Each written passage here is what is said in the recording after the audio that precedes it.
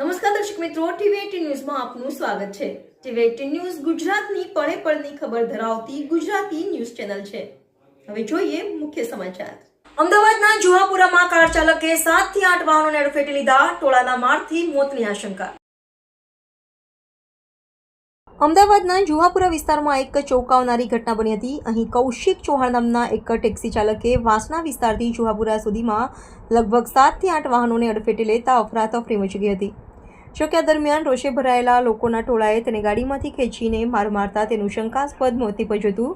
પોલીસે આ મામલે તપાસ હાથ ધરી છે। કાર ચાલક નશામાં હોવાનો દાવો કરવામાં આવ્યો છે। મંગળવારે રાત્રે વાસણા રોડથી લઈને જુહાપુરા સુધીમાં ટેક્સી પાર્સિંગ ધરાવતી કાર ચાલકે 7 થી 8 લોકોને અડફેટે લીધા હતા। ડ્રાઈવર મૂળ ભાવનગરનો કૌશિક ચૌહાણ હોવાનું સામે આવ્યું છે। અકસ્માત એટલો ભયાનક હતો કે કાર ઢસડાઈને જુહાપુરાની અલક્ષ મસ્જિદે આવીને અથડાઈ, બાદમાં કાર રોકાઈ હતી।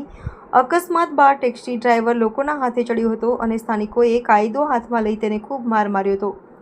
આ દરમિયાન તેનું મોત નીપજ્યું હતું। નોંધનીય છે કે કાર ચાલકનું મોત અકસ્માતમાં થયું હતું કે માર મારવાના કારણે તેનું કારણ હજુ અકબંધ છે। ઘટનાની જાણ થતાં ક્રાઇમ બ્રાન્ચ, એલસીબી સહિતની ટીમ ઘટના સ્થળે પહોંચી હતી। ઇજાગ્રસ્ત લોકોને તાત્કાલિક ધોરણે હોસ્પિટલ ખાતે સારવાર અર્થે ખસેડવામાં આવ્યા હતા અને મૃતક ડ્રાઈવરના મૃતદેહને પોસ્ટમોર્ટમ માટે મોકલવામાં આવ્યો છે। પોલીસે સમગ્ર મામલે તપાસ હાથ ધરી છે। મળતી માહિતી મુજબ નશામાં ધૂત કાર ચાલક વાસણાથી કેટલાક વાહનોને અડફેટે લેતા આવ્યો હતો, જેના કારણે કેટલાક વાહનો તેનો પીછો કરી તેની પાછળ આવી રહ્યા હતા। આ લોકોથી બચવા માટે જુહાપુરાની તંગ ગલીમાં આવ્યો હતો। જુહાપુરામાં પણ આ ડ્રાઈવરે 7 થી 8 લોકોને અડફેટે લીધા હતા।